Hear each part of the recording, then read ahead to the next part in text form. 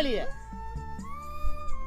என்னடா மச்சான் HR Revathi ma'am முன்னாடி உன்னை அந்த கிளி கிளிக்கிறான். இதே என்னெல்லாம் கிழிச்சிருந்தா தூக்குலயே தூங்கி இருப்பேன். உனக்கு ரோசமே இல்லையாடா?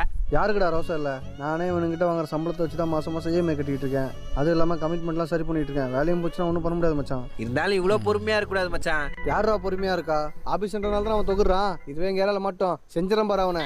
மச்சான் HR சார் பற்றி என்னமோ சொன்னியே, என்னடா சொன்ன? ஏய் யாரா சாரு? அவனை சாரு முறைலாம் சொல்லிருக்காத. அம்மாவில் அவன் தனியாக மாட்டணும்னு வை, அத்தை அவனை அங்கேயே போட்டுருவேன். ஒரு கட் பண்ணி போ. Deepak, what is the meaning of ஆத்தா?